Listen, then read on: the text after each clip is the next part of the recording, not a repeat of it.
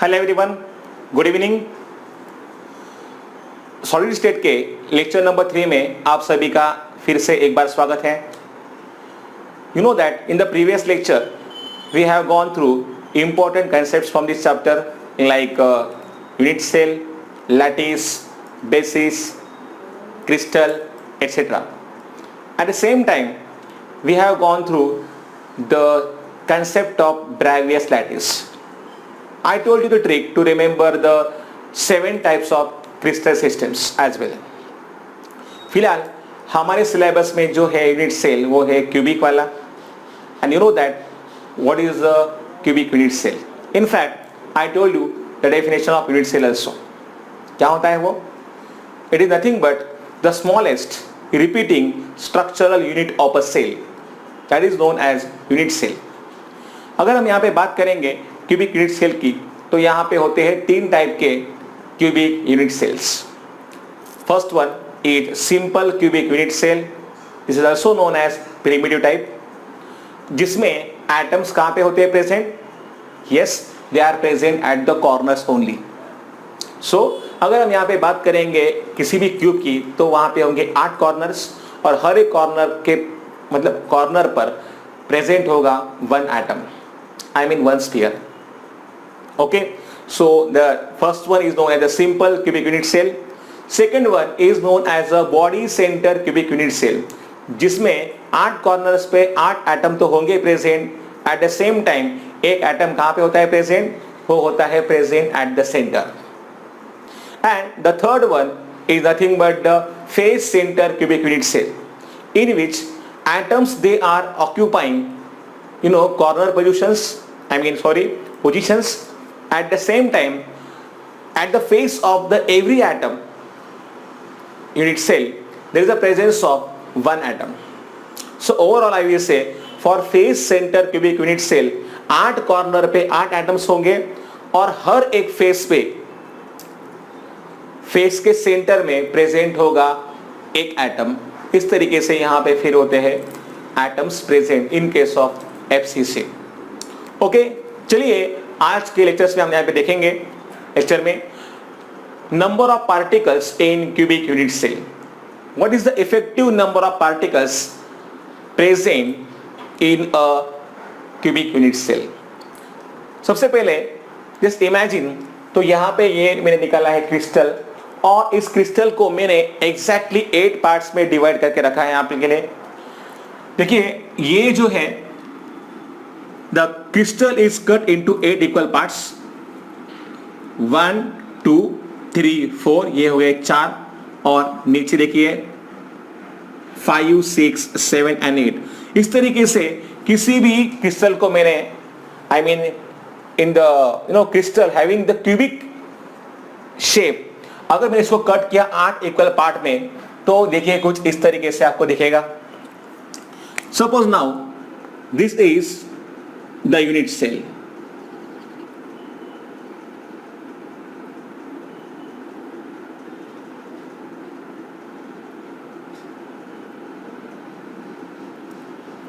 ठीक है, यहां पे ये जो है सेंटर वाला,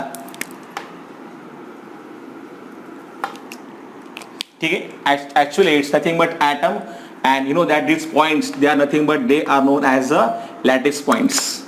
एंड तो कुछ इस तरीके से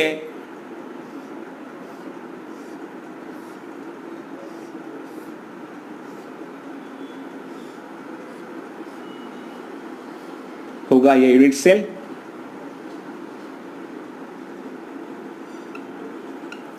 okay, now this one I have taken at the side.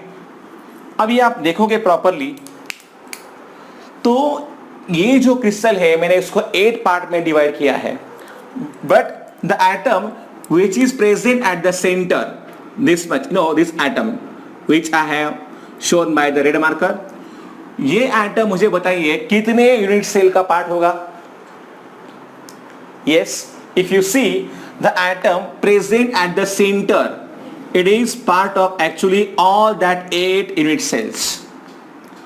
So ये एटम जो होता है प्रेजेंट कॉर्नर पे, यहाँ पे इसका जो होगा contribution towards the unit cell, देखिए तो इस यूनिट सेल के लिए इस एटम का होना चाहिए कंट्रीब्यूशन 1/8, क्योंकि ये जो एटम यहां पे प्रेजेंट है सेंटर में, it's a part of 8 unit cell, इसीलिए इस एटम का इस यूनिट सेल के लिए जो भी होगा कंट्रीब्यूशन वो क्या होगा, वो होगा 1/8।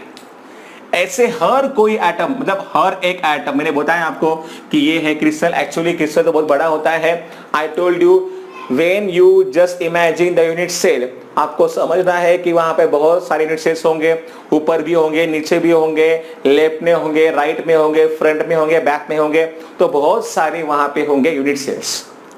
ठीक है, तो याद रखिएगा कि यहां पे जो होगा कंट्रीब्यूशन ये क्या होना चाहिए, ये होना चाहिए 1/8। चलिए अभी हम यहाँ पे देखते हैं कि नंबर ऑफ पार्टिकल्स कितने होते हैं।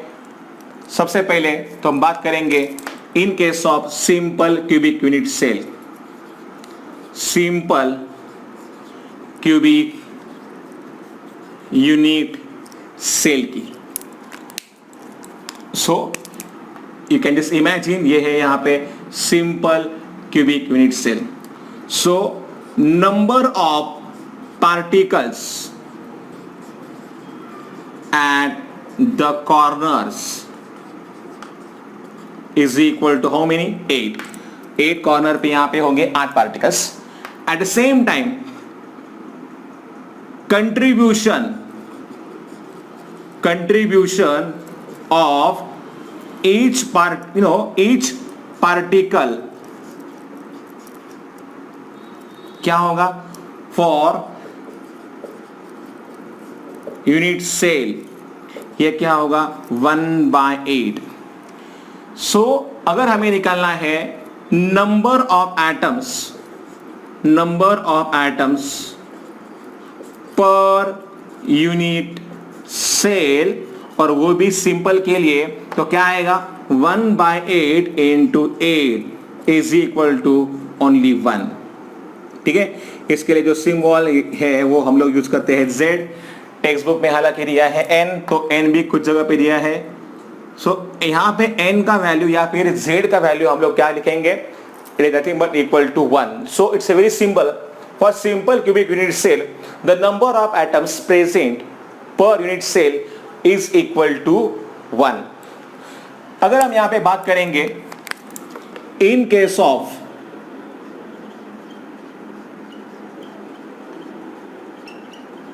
Body centre cubic unit cell की, तो you know that in case of BCC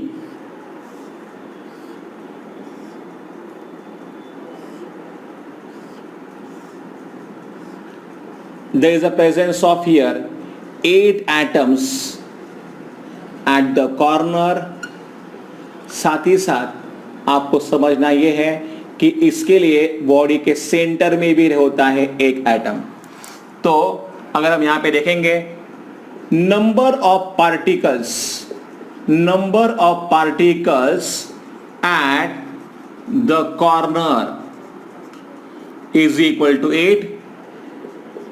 there contribution, जैसे कि मैंने आपको बताया कि हर एक पार्टिकल जो प्रेजेंट होगा कॉर्नर पे, उसका क्या होता है contribution, their contribution towards unit cell is equal to 1/8 and therefore number of atom, अगर हम यहां पे देखेंगे at corner is equal to 1/8 into 8, तो क्या आएगा वैल्यू उसका 1। देखिए इस तरीके से हर एक एटम यहां पे जो प्रेजेंट है कॉर्नर में, वो हर एक एटम का होगा कंट्रीब्यूशन 1/8। तो यहां पे कॉर्नर का ओवरऑल अगर हम देखेंगे तो number of particles will be equal to 1 only for the given unit cell. At the same time जो प्रेजेंट है यहां पे सेंटर में, सेंटर का यहां पे जो एटम है, it is only the part of only that specific unit cell, it is not shared with any other unit cell। तो इस तरीके से मैं कहूंगा नंबर ऑफ पार्टिकल्स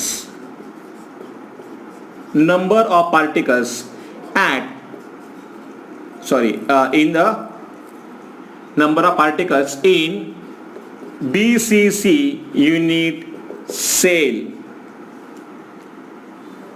तो 1 यहाँ पे ये है 1 और दूसरा वाला जो 1 है वो कहां पे है, वो है सेंटर में. तो I have to mention here number of particle at center equal to 1. ठीक है, तो ये अलग है. तो 1 plus 1 is equal to 2. So symbol is there, Z is equal to 2. Okay, then the third one, face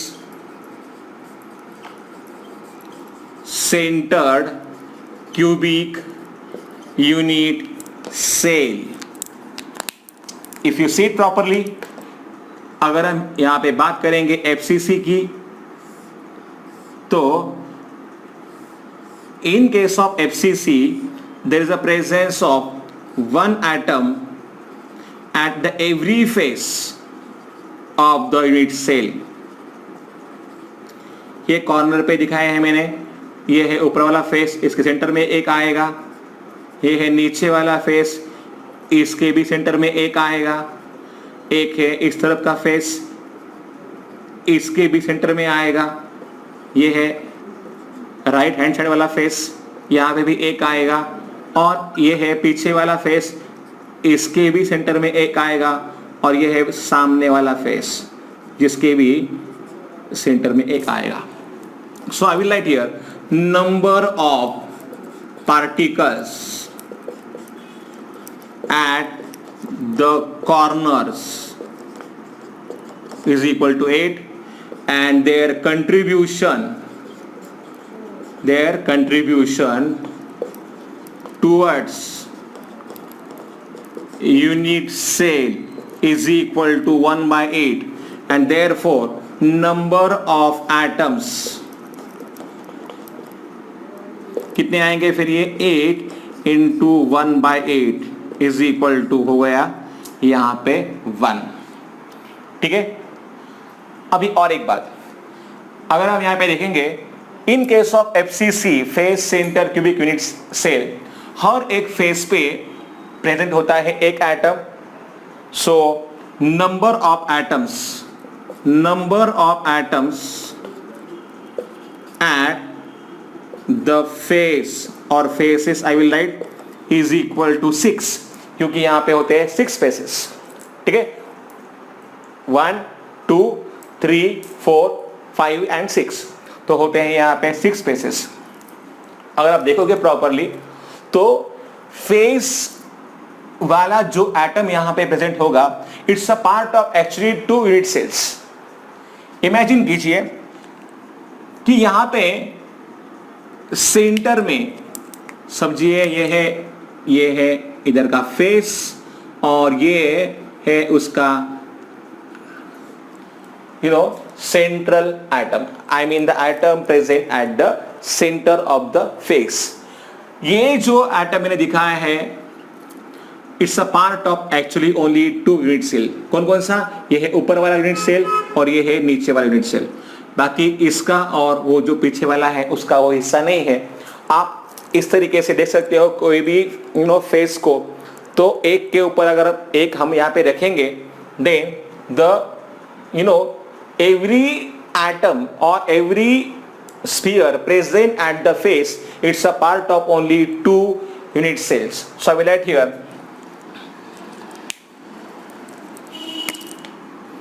their contribution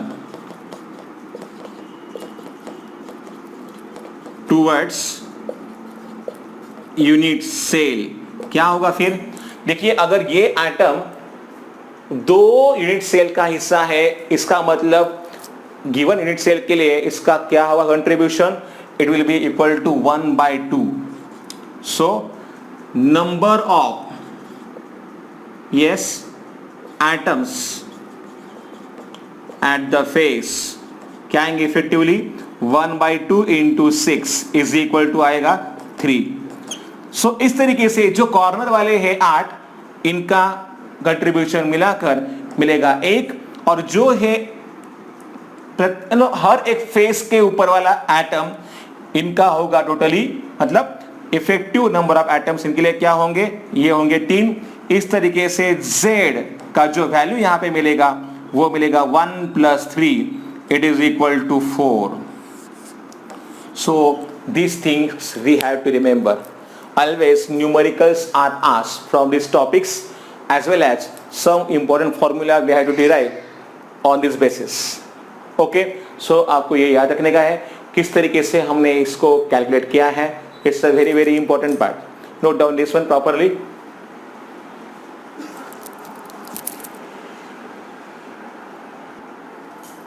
Okay. चलिए अभी कुछ बेसिक चीजें हमें इसके बारे में मालूम होनी चाहिए. That now I will tell you. So अभी आप जान गए हो, in case of a cubic unit cell there is the presence of here 8 corner atoms, 1 2 3 4 5 6 7 8. At the same time अगर आप यहाँ पे देखोगे how many edges are there, देखिए 1 2 I will say here 1 2 3 4 5 6 7 8 9 10 11 and 12.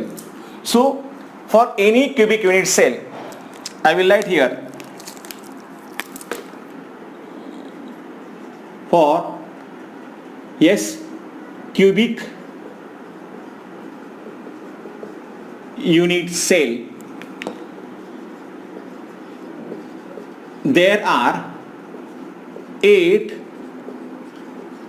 corners, 6 face centers and 12 edges. Okay, तो यहां पे total कितने होते हैं? होते हैं 12 नंबर ऑफ एजेस. इमेजिन कीजिए कि यहां पे कितने होंगे एज सेंटर्स. ये है एज और ये है एज का centre.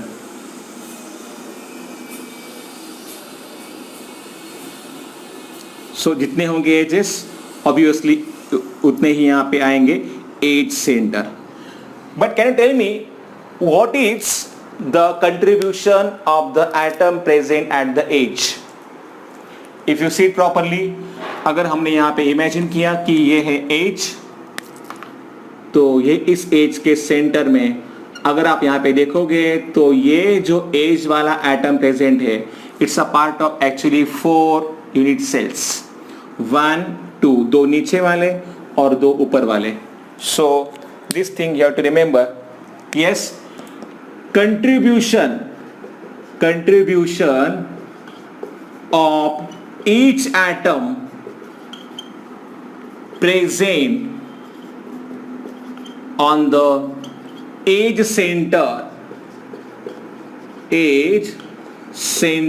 is equal to 1/4. Then contribution of each atom present on the face center, अगर हम यहाँ पे बात करेंगे तो फेस सेंटर की अभी तो हमें मालूम चल गया है वो होता है 1/8. एट कॉर्नर्स जो भी एटम यहाँ पे होता है कॉर्नर पे इसका होता है 1/8 contribution. This thing you have to remember. लेकिन अगर कोई एटम प्रेजेंट है बॉडी के सेंटर में तो इसका यहाँ पे क्या होगा? इसका होगा कंट्रीब्यूशन टोटल 1, क्योंकि वो जो एटम यहाँ पे प्रेजेंट होगा सेंटर में it's only centre of the body, it's only the part of that unit cell. So contribution of each atom present at the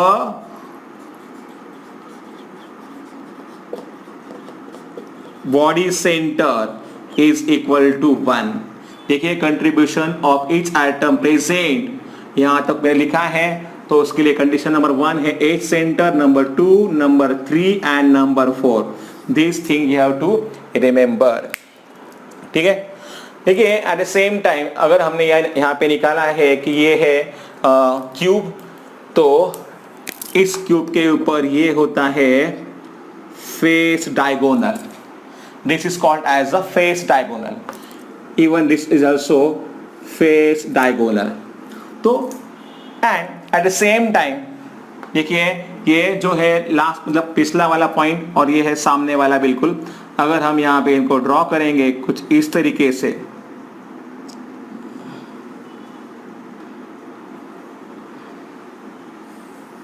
yes, this is known as a body diagonal.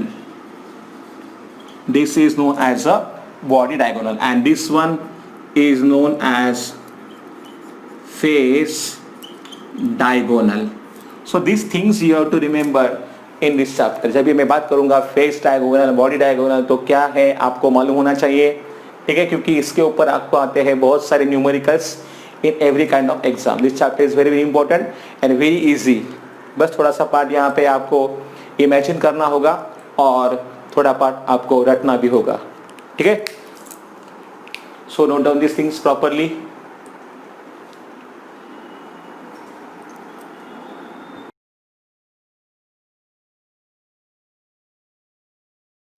Now let's see here the next point. Relationship between molar mass density of a substance. Molar mass के लिए यहाँ पे हम लोग जो symbol देंगे ये है capital M. For density the symbol is rho and unit cell edge length के लिए सिंबल है यहाँ पे A. ओके, इनमें क्या होगा, molar mass, density of the substance as well as edge length, इनमें क्या है रिलेशनशिप अभी हमें देखना है. So if suppose if A is the age length of cubic unit cell, then volume of cubic unit cell will be equal to A cube. यहाँ पे पता है ये क्या है, ये है A cube. If M is the mass of one particle and N is, actually हम लोग इसके लिए सिंबल यूज करते हैं वो है Z, लेकिन as per your new text book it is given as N. So N is number of particles per unit cell, then mass of unit cell can be given by the formula M into N. Yes. So this is the first important thing, and now this is the second one. What is M here? M is nothing but the mass of one particle, और N यहाँ पे क्या है, number of particles per unit cell. For example, in case of a simple, it is equal to 1. In case of BCC, it is equal to 2, and in case of FCC, it is equal to 4. अभी हमने derive किया था. This thing we have to remember. Okay. Now density of unit cell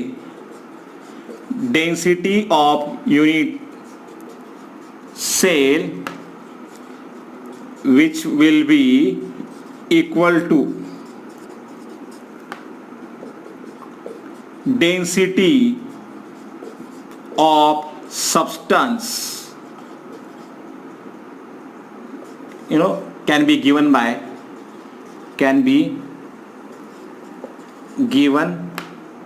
by so density rho is equal to mass of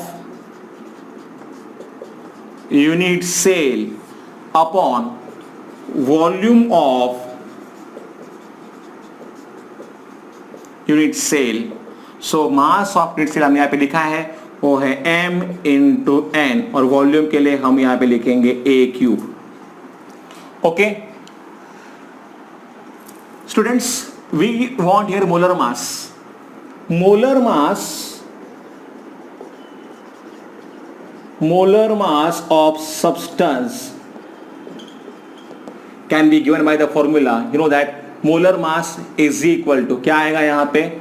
Yes, it is equal to m, that is mass of the one particle into Na.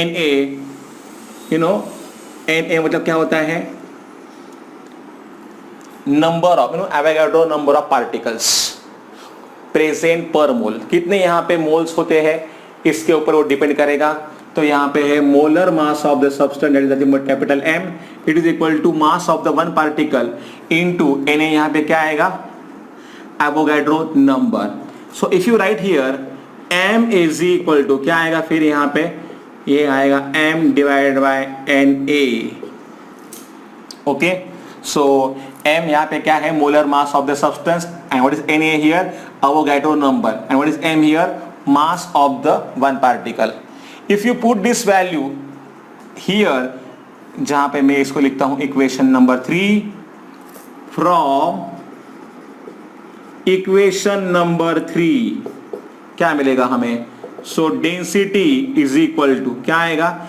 M की जगह पे अगर हम इसको place करेंगे तो आपको यहाँ पे क्या मिलेगा? आपको यहाँ पे मिलेगा M into, I will right first of all N. So N into M upon S A cube into Avogadro number. So this formula we can derive. यहाँ पे क्या है? Rho, it is nothing but the density. So density of the substance can be given by N into M upon A cube into Avogadro number. जहाँ पे N क्या होते हैं? Number of particles per unit cell. M is nothing but molar mass, sometimes atomic mass also. कभी कभी atomic mass से होता है मोलर मास. तो देन A क्यूब, A जो है यहाँ पे ये क्या होता है? A is nothing but here H लेन एंड Na एवोगाड्रो नंबर का जो वैल्यू है 6.022 इंटू आएगा 10⁻²3. So this is the important formula for us. Note down this formula because numericals are also asked based on this formula.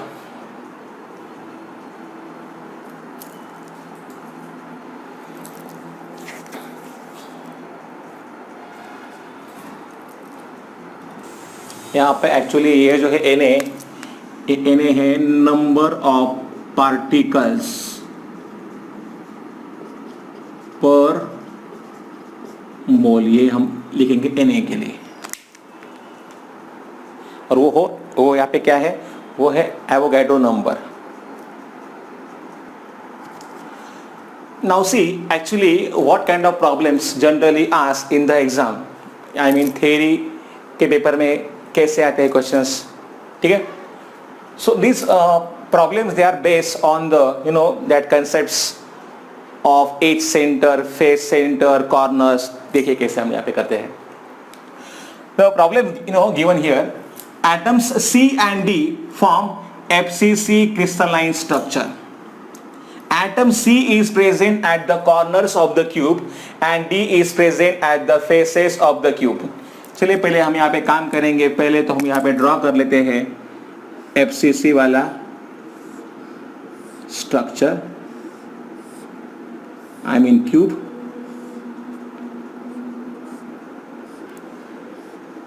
ठीक है.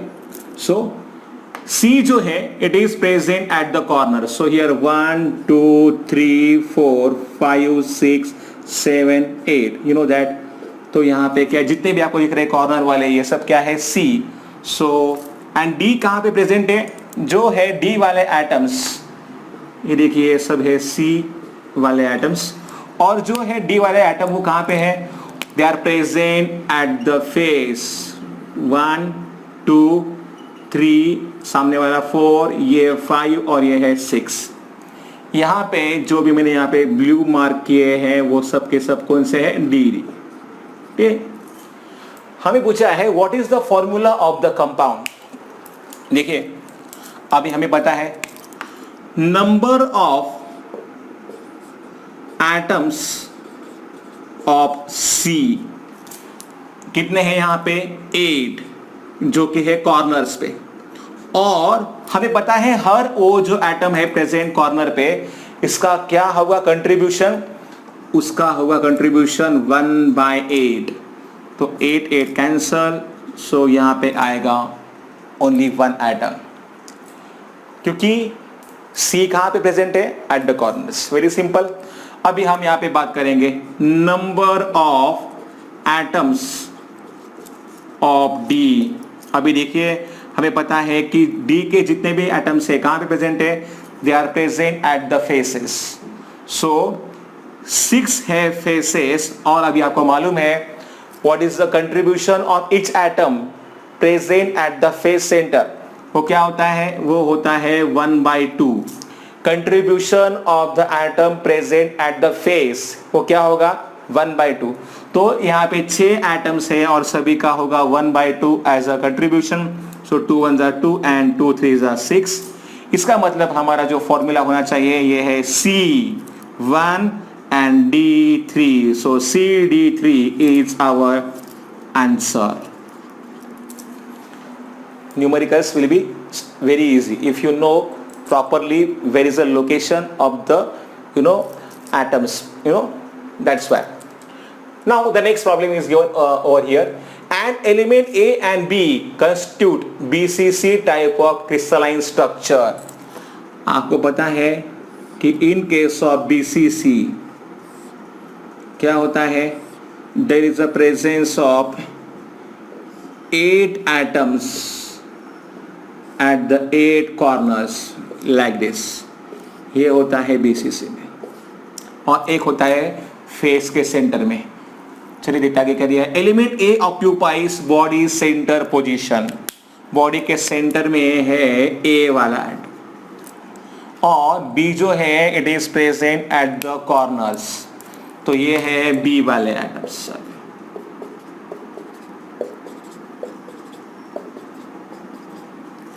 पूछा है what is the formula of the compound. अभी मैंने आपको कहा you know that the atoms which are present at the body center, they are totally the part of only that unit cell. So number of atoms of A is equal to क्या आएगा 1, क्योंकि जो body के centre में present है it's the part of only that unit cell. तो यहाँ पे ए का एक ही एटम होगा प्रेजेंट। चलिए अभी हम यहाँ पे बात करेंगे बी एटम्स की। तो आपको पता है the number of atoms of B, अगर हम यहाँ पे देखेंगे तो 8 एटम्स है प्रेजेंट 8 कॉर्नर पे, और हर एक कॉर्नर वाले एटम का होता है contribution 1/8। so 8 8 it will get cancel and now they will be equal to yes 1. so what is the formula, A1 and B1, ठीक है, या फिर ए बी। यहाँ पे भी हम लोग यहाँ पे C1 लिख सकते हैं या फिर CD3 लिखा तो भी चलेगा। सो इस तरीके से आपको आते हैं न्यूमेरिकल्स, ठीक है।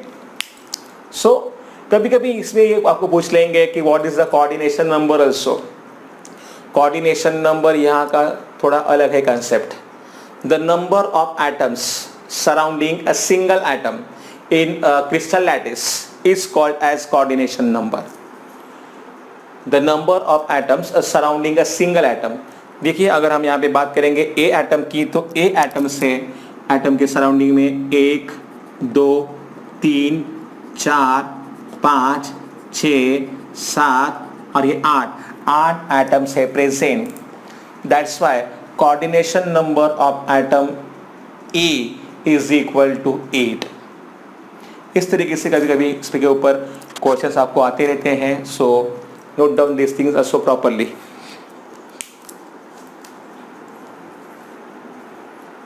You will see now the concept of coordination number in some time. Now the next point is here, packing of particles in a crystal lattice. Students, constant particles, they are closely packed, and here we have to consider every constant particle as a hard sphere. Okay, और यहाँ पे आता है हमारा concept of coordination number. As I told you, क्या होता है वो coordination number. Coordination number, the number of particles, the number of, I will write here, neighboring particles that surrounds a single particle in a crystal lattice. In a crystal lattice is called coordination number. ठीक है? Now,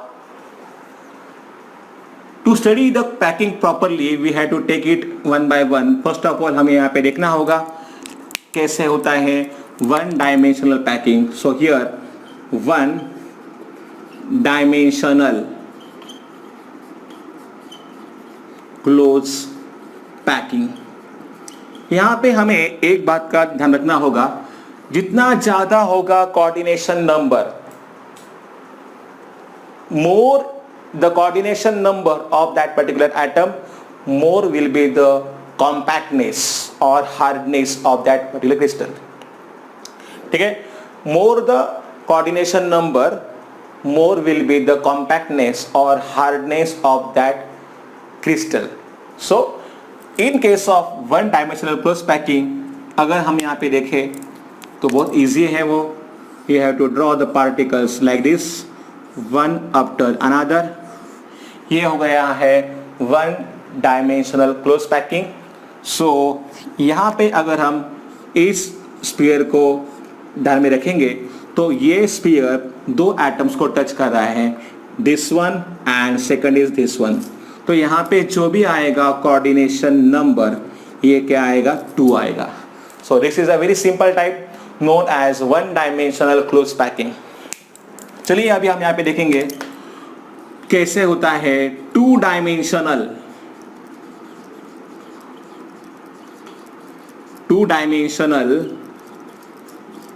close packing. देखिए, in case of two dimensional close packing, we have to suppose now there are two types of arrangements are possible. इसमें से पहला जो होता है ये होता है square close packing, और यहाँ पे जो सेकंड टाइप आएगा वो है hexagonal close packing. चलिए पहले हम यहाँ पे देखते हैं क्या होता है square close packing में. So here you know that we have to arrange the spheres one after another. समझिए यहाँ पे हो गया ये है अरेंजमेंट. इसके बिल्कुल नीचे बिल्कुल in the perfect alignment I will say we have to draw the second line of spheres. Exactly below that the third one, and below it also the fourth one. Okay students, अगर आप देखोगे तो अगर पहला यहां पे रो मैंने निकाला है, suppose this is a type of arrangement, तो दूसरा वाला जो रो है उसके भी पार्टिकल्स बिल्कुल है परफेक्ट अलाइनमेंट में पहले वाले रो से, तो इसे भी मैं यहां पे ए ही कहूंगा. So if you see properly all that rows they are in a perfect alignment with the first row.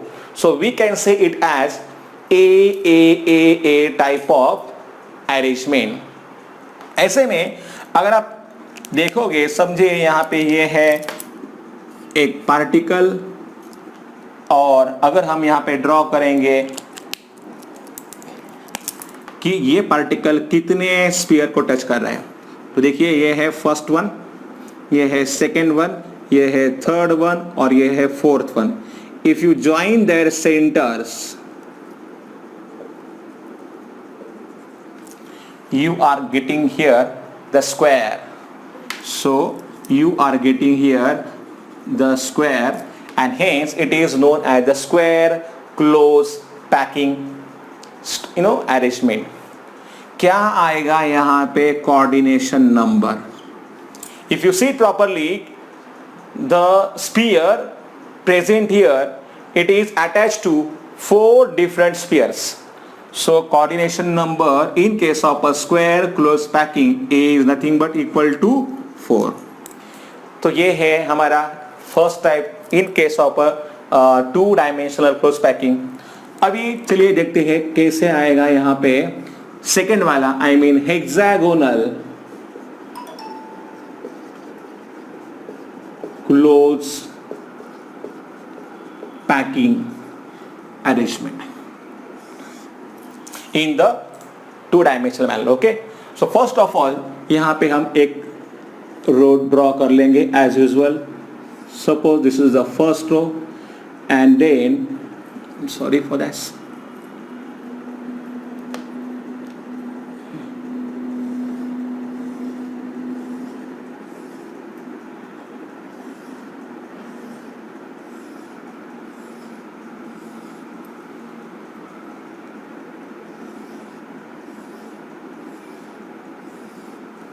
Okay,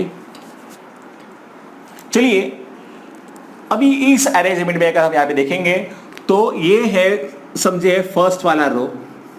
I will give the name it as a type of arrangement. अगर आप देखोगे तो दूसरे वाले जो भी है स्फीयर, ये पहले वाले रो के अलाइनमेंट में नहीं है. So they are not in a perfect alignment with the first row. बल्कि जो है यहाँ के ये जो जगह है इनको हम लोग बोलते हैं डिप्रेशंस. तो पहले वाले रो के डिप्रेशंस के बीच में आ रहा है सेकंड रो, तो मैं इसे कहूंगा बी टाइप ऑफ अरेंजमेंट. अगर आप देखोगे तो थर्ड वाला जो यहाँ पे रो है ये पहले वाले रो के है परफेक्ट अलाइनमेंट में, तो यहाँ पे मैं इसे नाम दूंगा A. Again the fourth one is B. So this kind of arrangement is known as AB type of arrangement. यहाँ पे अगर आप देखोगे, चलिए हम इसे करते हैं. तो देखिए ये जो स्फीयर है असल में कितने स्फीयर को टच कर रहा है? 1 2 3. ये भी यहाँ पे टच है एक्चुअली, क्योंकि अगर हमने प्रॉपर्ली ड्रॉ किया तो डेफिनेटली यहाँ पे टच होना ही चाहिए. तो ये भी देखिए 1 2 3 4 5 and 6. And if you join their centers like this, then you will get here hexagon. So that's why it is known as hexagonal close packing arrangement in the two-dimensional close packing. अगर आप यहाँ पे देखोगे क्या आएगा यहाँ का coordination number, तो ये आना चाहिए 6, because a single atom is directly touching the 6 other atoms 1 2 3 4 5 and 6. So in this way we can understand the concept of hexagonal close packing. फिलहाल ये तो अभी हमने देखे हैं ओनली 1 डायमेंशनल वाले एंड 2 वाले. In the next lecture, we will see next, that is 3-dimensional close packing arrangement. It's a very interesting, but in the next lecture we have to see it. Till that time, take care, and I will say goodbye. See you in the next lecture.